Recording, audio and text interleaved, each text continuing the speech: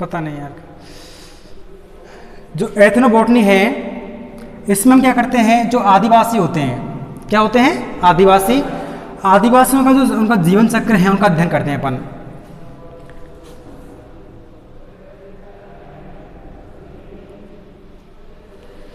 तो आदिवासियों द्वारा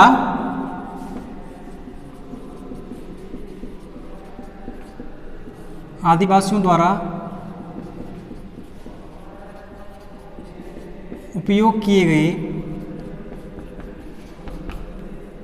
पादपों का अध्ययन,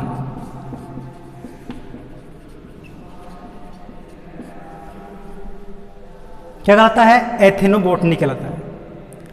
भाई आदिवासी होते हैं वो अगर जंगल के अंदर रहते हैं, उनके द्वारा क्या किया जाता है, वहाँ पर कोई मतलब उनको बुखार आता है या कुछ और आता है, बुखार या कोई प्रॉब्लम आती है, मलेरिया वगैरह, तो उनके पास ना तो डॉक्टर्स हैं, ना कोई अस्पताल है, ना कोई दवाइयाँ हैं। लेकिन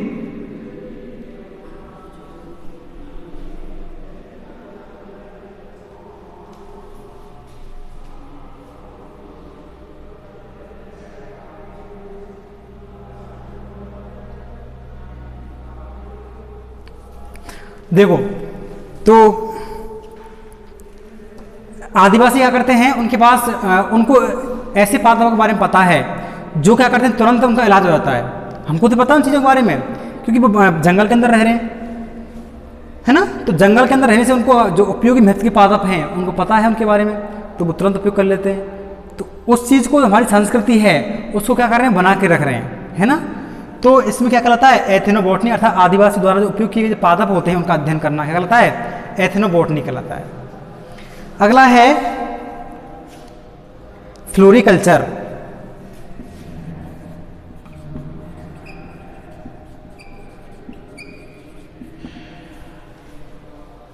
जो पुष्प होते हैं, पुष्प क्या बोलते हैं इंग्लिश में, क्या बोलते हैं पुष्प इंग्लिश में, फ्लावर बोलते हैं ना, है ना। तो फूलों की जो खेती है उनका अध्ययन करना, है ना। फूलों की खेती का जो अध्ययन है, फूलों की खेती करना या फूलों का जो अध्ययन है वो क्या कहलाता है, फ्लोरिकल्चर कहलाता है।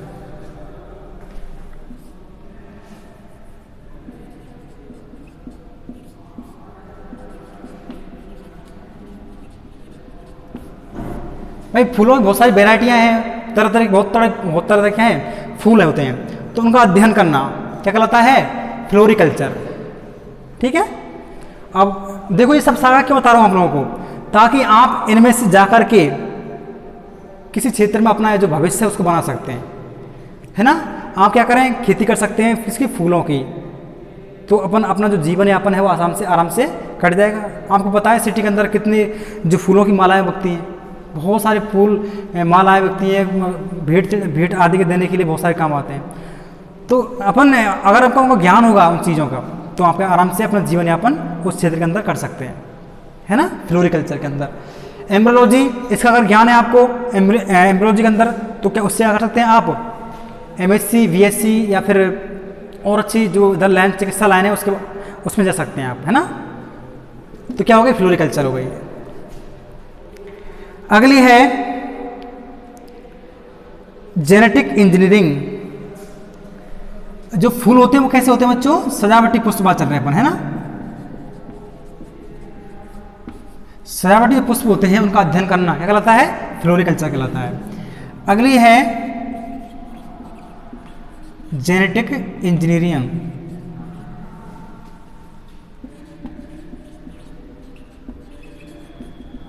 इसे हिंदी में कहते हैं बच्चों आनुवांशिक अभियांत्रिकी।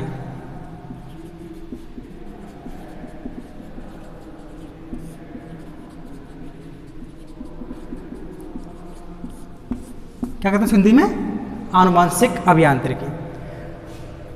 जेनेटिक इंजीनियरिंग होती है, उसमें हम जो जितने भी मनुष्य के या फिर जितने भी जीवों के जो जीन होते हैं उनमें उनको आपस में क्या कर सकते हैं, आप उनको उन जीनों को हटा करके तोड़ मरोड़ कर करके उनके अंदर जो परिवर्तन करते हैं अपन, और उपयोगी जीन मनुष्य के किसी लाभ के लिए, उत्पादन के लिए अपन उसका यूज करते हैं। जैसे किसी पादप के अंदर अच्छा जीन है, क्या है, अच्छा जीन है, उससे अच्छी फसल प्राप्त होती है, अच्छे उसके अंदर क्वालिटी है, अच्छा उपज दे रही है वो, है ना। तो हम क्या करेंगे, उस पादप के जो जीन है उसको रख लेंगे अपन, उसको रख लेंगे, और जिस पादप के अंदर और उसको रख करके ऊपर एक जीन उससे प्राप्त कर लिया कि उसके अंदर अच्छी क्या है, अच्छी उपज देने वाली किस्म है भाई इस फसल के अंदर, इस जीन के अंतर्गत, तो उस जीन को निकाल लिया हमने, उसमें रख लिया, सुरक्षित रख लिया। अगला पादप लिया एक, उसमें क्या है, अच्छी वो क्या है, अच्छी उसके अंदर क्या क्वालिटी है, क्या है क्वालिटी किसी चीज़ की, है ना, गेहूं की या फिर बाजरे की, किसी चावल फावल कुछ भी हो सकती है, अच्छी उपज देने वाली क्वालिटी है। विटामिन ई का स्रोत हो सकता है, विटामिन ए का स्रोत हो सकता है, कुछ भी स्रोत हो सकता है क्वालिटी का, है ना, जो हमारे लिए क्या है उपयोगी है। तो वो जीन उस पादप से चुराना, उस जीन से उस पादप को हटा करके और एक पादप के अंदर क्या करते हैं, उसको अपन उन जीनों को तोड़ मरोड़ कर करके, हेरा फेरी कर करके एक पादप के अंदर उसको अपन रख सकते हैं। तो अपन जीनों से क्या कर रहे हैं, खेल रहे हैं, क्या कर रहे हैं, जीनों से खेल रहे हैं। जीनों में क्या कर रहे हैं, जीनों को जो पादपों के जो जीन होते हैं उनको क्या कर रहे हैं, अपन परिवर्तन कर रहे हैं, क्या कर रहे हैं, परिवर्तित कर रहे हैं, उनकी हेरा फेरी कर रहे हैं, है ना। और उपयोगी जीन को मानव के लिए क्या करना है, उसको मानव के लिए तैयार कर रहे हैं अपन, है ना। तो ऐसे ही बात करें किसकी, एनिमल्स की। जैसे कि मनुष्य में क्या होता है बच्चों, मनुष्य के अंदर जो विटामिन ए होती है ना, विटामिन ए, उसका स्रोत क्या है, विटामिन ए का स्रोत हरी सब्जियां हैं, दूध है, अंडे हैं, मांस मछली सब चीज़ें हैं, है ना। अच्छा, लेकिन हम ऐसे पादप खोज लें जिससे क्या हो, हमको विटामिन की प्राप्ति हो, विटामिन ए की प्राप्ति हो, या फिर जो चिकित्सा विज्ञान के अंतर्गत जैसे कि एक शब्द था क्लोनिंग, कौन सा, क्लोनिंग, क्लोन का उपयोग कर सकते हैं अपन। जैसे शुगर से अपन जीन प्राप्त करके क्या करें, इंसुलिन प्राप्त कर लें, क्या कर रहे हैं, इंसुलिन प्राप्त कर लें। इंसुलिन क्या है, इंसुलिन एक हार्मोन है, क्या है बच्चों, इंसुलिन हार्मोन है जो डायबिटीज बोलते हैं, डायबिटीज उसको कंट्रोल करता है। इंसुलिन हार्मोन है जो मनुष्य के अंदर जो मधुमेह बीमारी होती है, शुगर की बीमारी बोलते हैं इंग्लिश में, हिंदी में डायबिटीज, उसको क्या करता है, कंट्रोल करता है। तो हमारे अंदर डायबिटीज हो गई तो शुगर से क्या कर रहे हैं अपन, इंसुलिन प्राप्त कर रहे हैं। तो शुगर को क्या करेंगे अपन, उसको जो जीन है उसको निकाल करके मनुष्य में डाल देंगे। तो क्या कर रहे हैं अपन, उससे अपन जो जीन है उसको क्या कर रहे हैं अपन, उसमें परिवर्तन तो कर रहे हैं और मनुष्य के लिए क्या कर रहे हैं, उसको उपयोग कर रहे हैं, ठीक है। तो जेनेटिक जो इंजीनियरिंग है उसके अंदर हम जो कृत्रिम जीनों का निर्माण कर रहे हैं और अन्य जीवों में इसको ट्रांसफर कर रहे हैं। कृत्रिम जीनों का निर्माण एवं उनका किसका, जीनों का अन्य जीवों में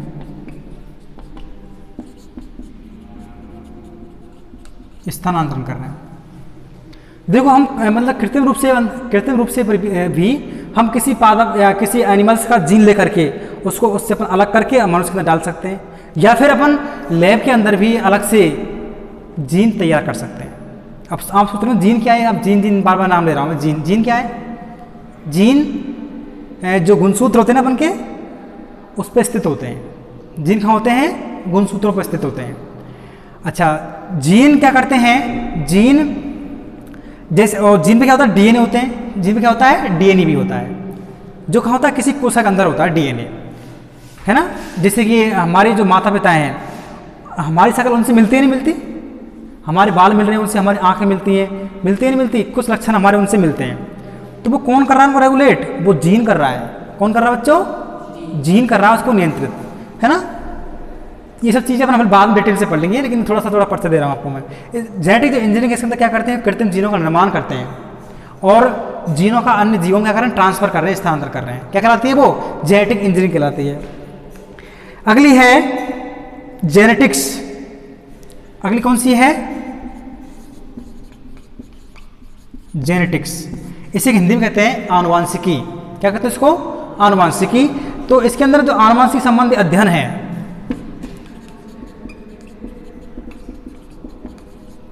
आनुवांशिकी संबंधी अध्ययन,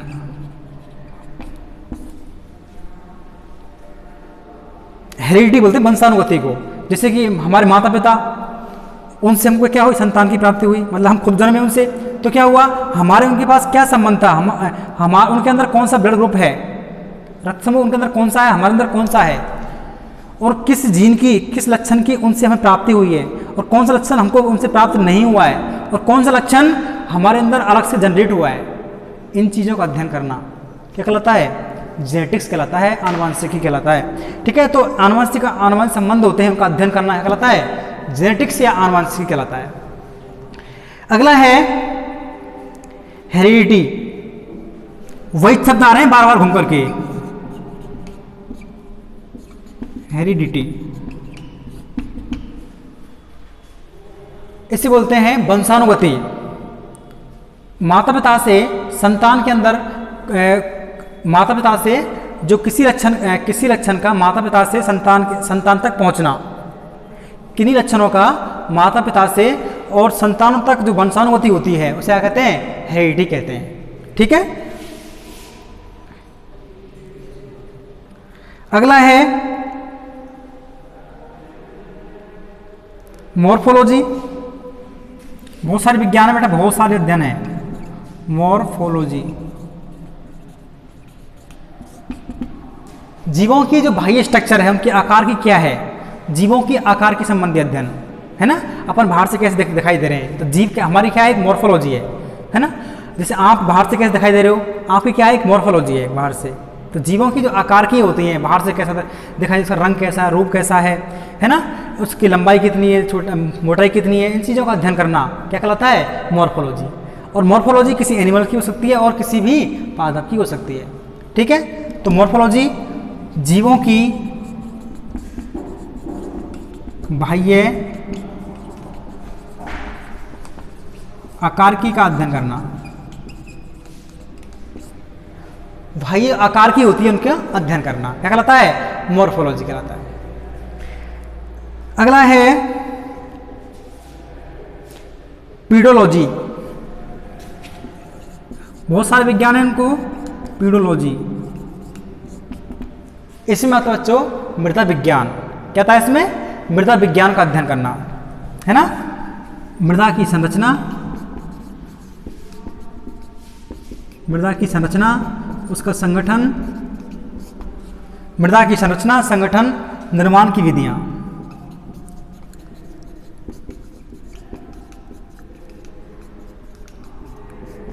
ठीक है, मृदा की संरचना कैसी होती है, मृदा का निर्माण किस तरह से होता है, मृदा का संगठन क्या, कौन कौन सा, उसके अंदर कौन कौन तत्व मिल रहे हैं, लोहा मिल रहा है कि फास्फोरस मिल रहा है कि पोटेशियम मिल रहा है, सब क्या है? ये पीडोलॉजी है। तो मृदा की संरचना, उसका संगठन, उसके निर्माण की विधियां, उनका अध्ययन करना क्या कहलाता है?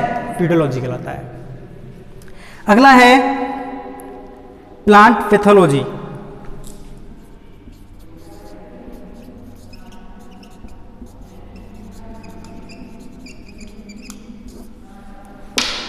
इसे बोलते हैं पादप रोग विज्ञान। क्या बोलते हैं इसको? पादप रोग विज्ञान। जो पादप होते हैं, उन पादपों का रोगों के साथ अध्ययन करना। पादप रोगों का लक्षण, कारण, निदान संबंधी अध्ययन। पादप रोगों का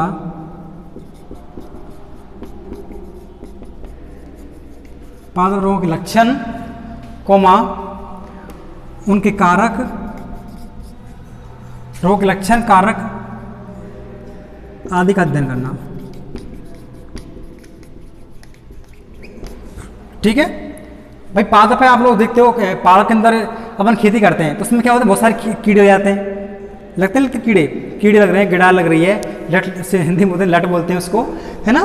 तो उनका लक्षण कौन कौन से हैं, वो किस तरह से वृद्धि कर रहे हैं, उनका जीवन चक्र किस तरह का हो रहा है, भाई कैसे ग्रोथ कर रहे हैं वो पादप और क्या नाम है, कीट वगैरह, है ना। तो उनका अपन अगर उनको पता होगा, हमको उस रोग के बारे में पता होगा, उस कीट के बारे में लक्षण पता होगा हमको, तब हमको उनको कंट्रोल कर सकते हैं, है ना।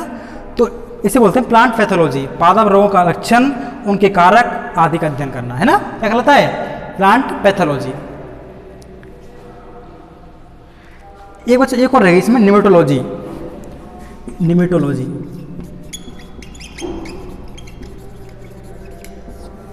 जो सूत्रकृमि होते हैं, कौन होते हैं? सूत्रकृमि। सूत्रकृमियों का अध्ययन, सूत्रकृमियों का अध्ययन। जैसे कि एनिमल्स होते हैं, उनके अंदर बहुत सारे, जो पेट के अंदर क्या होते हैं, कीड़े पड़ जाते हैं, देखा होगा पशुओं के अंदर, देखा होगा हमारे अंदर कीड़े तो हमारे अंदर भी हैं, लेकिन क्या है हमारे अंदर तो मतलब वैसे होते हैं, छोटे छोटे होते हैं। लेकिन जो एनिमल्स होते हैं उनके अंदर क्या होता है, गाँव के अंदर क्या पड़ जाते हैं, उनके अंदर पेट के अंदर कीड़े पड़ जाते हैं। इसे क्या बोलते हैं आप लोग, पटेरा बोलते हैं ना, पटेरा पड़ गया है। वो पटेरा जो होता है वो क्या होता है, सूत्रकृमि है। क्या है, सूत्रकृमि। उसकी स्ट्रक्चर अपन देखें तो कैसे होती है, उसकी स्ट्रक्चर एक पतले धागे के समान होती है। कैसे होती है, पतले धागे के समान की क्या होती है, स्ट्रक्चर होती है। तो सूत्रकृमियों का अध्ययन करना इज क्या कॉल्ड, निमेटोलॉजी, है ना। जो सूत्रकृमि है उनका अध्ययन करना कहलाता है, निमेटोलॉजी कहलाता है। अगला है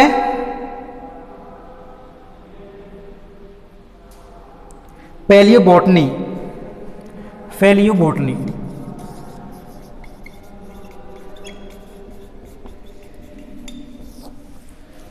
पादप जीवाश्म है, पादप जीवाश्मों का अध्ययन।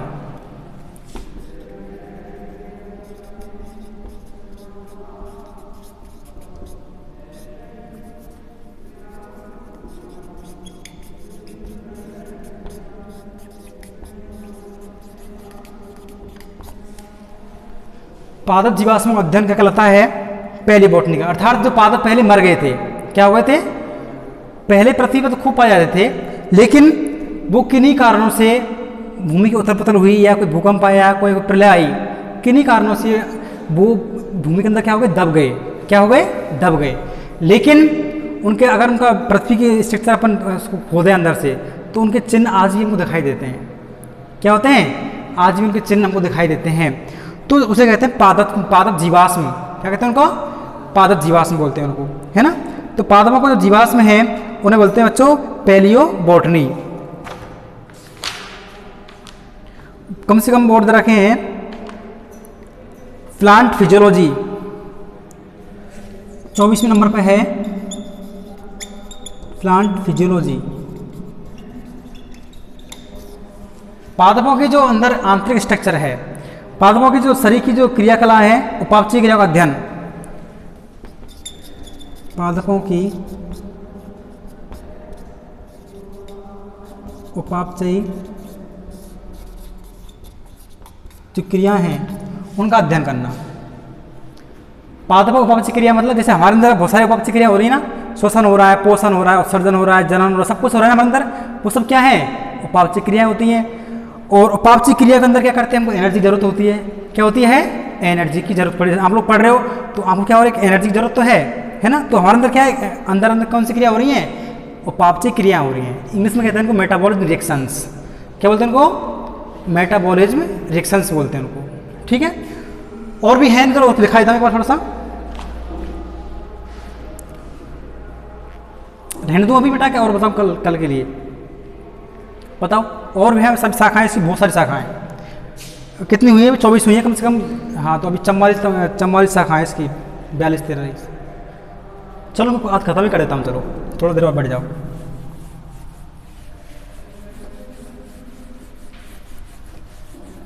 इनमें से मेरे को अपन ले लेते हैं।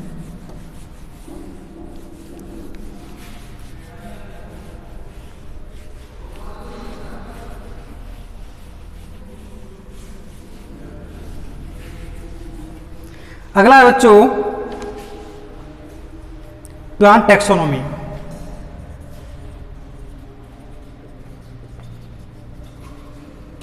Plant taxonomy